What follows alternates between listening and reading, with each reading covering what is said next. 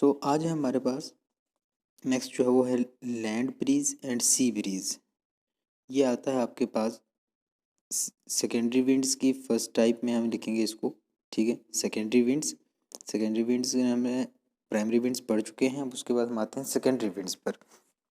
Secondary winds में है, पहले हम पढ़ेंगे sea breeze and land breeze, फिर हम पढ़ेंगे उसके बाद जो है माउंटेन एंड वैली ब्रीज, और उसके बाद हम पढ़ेंगे मानसून। ओके, तो सी ब्रीज क्या होता है?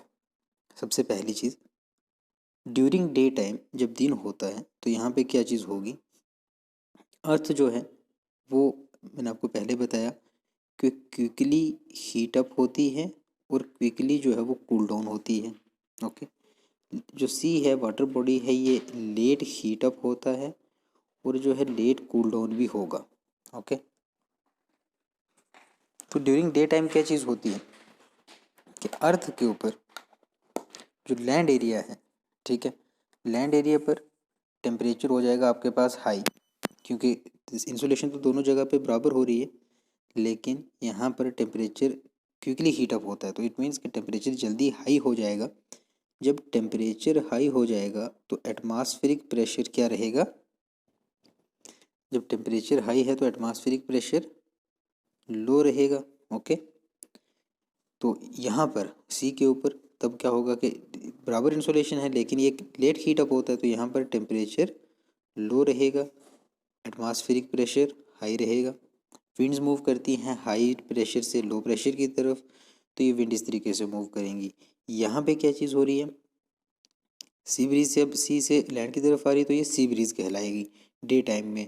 यहाँ पर जब आएंगी तो जो यहाँ पर हीटेड एयर है ये अपराइज कर जाएंगी, जो कोल्डर एयर है, कूलर एयर आ रही है जो सी से, वो यहाँ पर उसकी जगह ले लेगी। तो ये एक पूरा जब वो हीट अप होके अपर एटमॉस्फेयर में पहुँचेंगी, वो वापस इससे इधर मूव करेंगी, फिर ये कूल डाउन होंगी, फिर ये वापस अर्थ सरफेस पर आएंगी। तो ये जो एक सर्कुलर पैटर्न बन रहा है, इसी को हम कहते हैं सी ब्रीज। कि ड्यूरिंग डे टाइम जब सी से लैंड की तरफ विंड मूव करती है और उसका टेम्परेचर चेंज करती है, उसको हम कहते हैं सी ब्रीज। अब ड्यूरिंग नाइट ये कंडीशन रिवर्स हो जाएगी।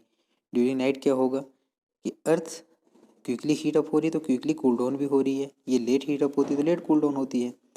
नाइट में यहाँ का टेम्परेचर हाई हो जाएगा और एटमॉस्फेरिक प्रेशर लो होगा, जबकि यहाँ का टेम्परेचर लो है, एटमॉस्फेरिक प्रेशर हाई रहेगा। तो हाई से लो की तरफ विंड मूव करेंगी, सिमिलर जैसे सी ब्रीज का पैटर्न रहा वैसे ही रहेगा। और ये देख लीजिए इस तरीके से ये सर्कुलर पैटर्न फॉर्म होगा, और लैंड से सी की तरफ ब्रीज चली तो हम उसको कहेंगे लैंड ब्रीज। ओके, नेक्स्ट उसके बाद आ जाता है आपके पास वैली एंड सी ब्रीज। यहाँ पर भी सिमिलर वही मैकेनिज्म है।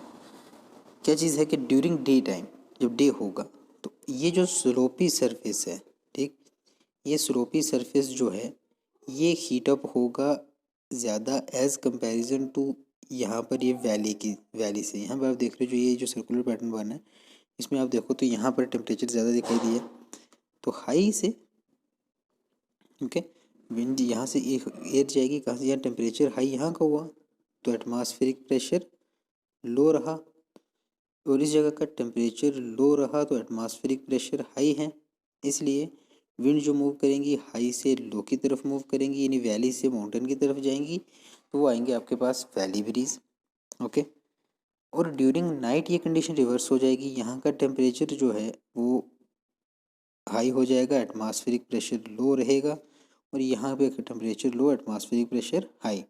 इस वजह से जो क्या होगा, माउंटेन से मूव करेंगी किसकी तरफ, वैली की तरफ, और ये माउंटेन ब्रीज कहलाएंगी। तो ये एटमॉस्फेरिक प्रेशर की वजह से एयर की मूवमेंट जो होती है फ्रॉम माउंटेन टू वैली और वैली टू माउंटेन, या फिर लैंड सी और सी की से लैंड की तरफ, इसी को हम कहते हैं ब्रीजेज और mountain valley breeze and land and sea breeze. Thank you.